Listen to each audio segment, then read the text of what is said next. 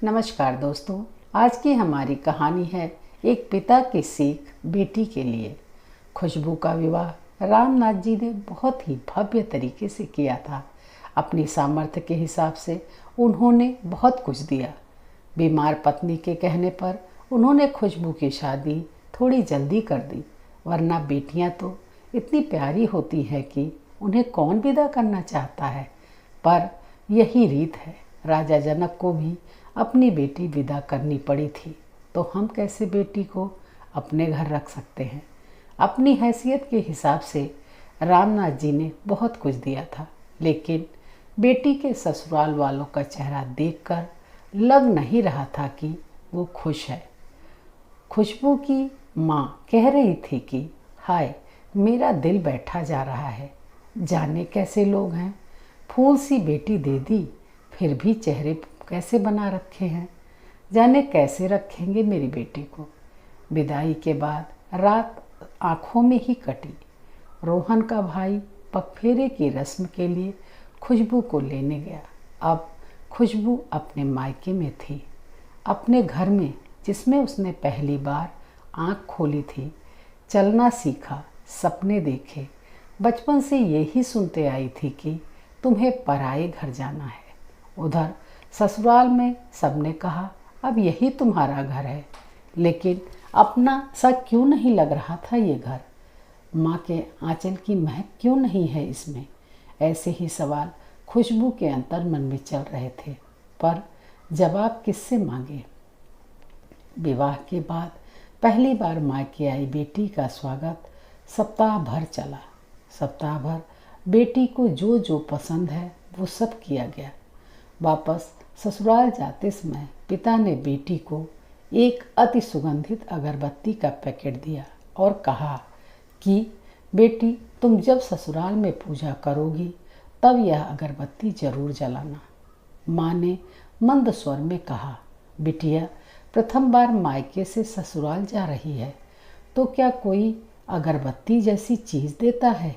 पिता ने झट से जेब में हाथ डाला और जेब में जितने भी रुपए थे वो सब बेटी को दे दिए। रामनाथ जी ने और उनकी पत्नी ने महसूस किया था कि बेटी के चेहरे की रौनक गायब थी।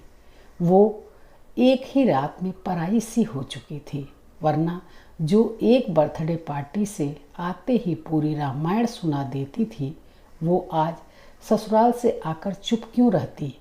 ये समझ तो दोनों ही रहे थे, पर एक दूसरे से नज़रें चुरा रहे थे। ससुराल में पहुंचते ही सासू माँ ने बहू का बैग टटोला और पूछा कि तुम्हारे माँ बाप ने विदाई में क्या दिया। कुछ विशेष न मिलने पर उनकी नज़र अगरबत्ती के पैकेट पर पड़ी। क्रोधवश सासू माँ ने मुंह बनाकर बहू को बोला कि कल पूजा में यह अगरबत्ती ही जला लेना।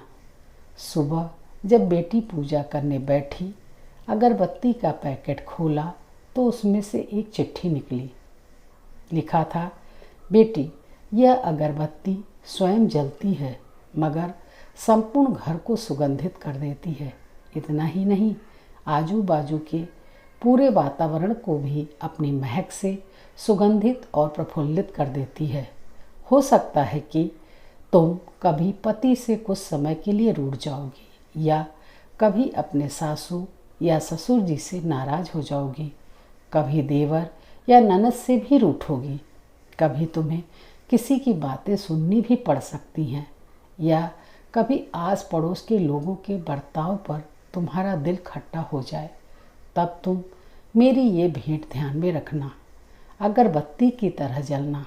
जैसे अगरबत्ती स्वयं जलते हुए पूरे घर को और संपूर्ण परिसर को सुगंधित और प्रफुल्लित कर ऊर्जा से भरती है, ठीक उसी तरह तुम स्वतः सहन करते हुए ससुराल को अपना मायका समझकर सबको अपने व्यवहार और कर्म से सुगंधित और प्रफुल्लित करना।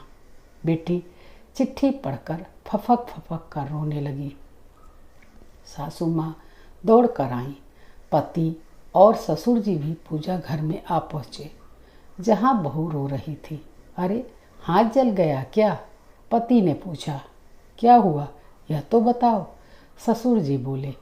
सासू माँ आजू बाजू के सामान में कुछ है क्या यह देखने लगी तो उन्हें पिता द्वारा सुंदर अक्षरों में लिखी हुई चिट्ठी नजर आई। चिट्ठी पढ़ते ही उन्होंने बहू को गले से लगा लिया और चिट्ठी ससुर जी के हाथों में दे दी। चश्मा न पहनने के कारण चिट्ठी बेटे को देकर पढ़ने के लिए पिता ने कहा। सारी बात समझते ही संपूर्ण घर स्तब्ध हो गया। सासू माँ उच्च स्वर में बोली, अरे यह चिट्ठी फ्रेम करानी है। यह मेरी बहू को मिली हुई सबसे अनमोल भेंट है। पूजा घर के बाजू में ही इसका फ्रेम होना चाहिए और फिर सदैव वह फ्रेम अपने शब्दों से संपूर्ण घर और अगल बगल के वातावरण को अपने अर्थ से महकाता रहा। और अंततः अगरबत्ती का पैकेट तो खत्म हो गया पर उसकी महक परिवार में बनी रही। क्या आप भी ऐसे ही संस्कार नहीं देना चाहेंगे अपनी बेटी को? क्या बहू बेटी बन पाएगी? क्या सास कभी माँ हो सकेगी? क्या बेटी की तरह बहू की भी गलतियों को माफ़ किया जाता है? ऐसे ही कुछ सवालों को आपके पास छोड़े जा रही हूँ। अपनी प्रतिक्रिया कमेंट बॉक्स में ज़रूर दीजिएगा। कहानी कैसी लगी ज़रूर बताइएगा तथा मेरे चैनल को लाइक और सब्सक्राइब करके मेरा प्रोत्साहन कीजिए। मिलती हूँ ऐसी ही एक नई और अनोखी कहानी के साथ।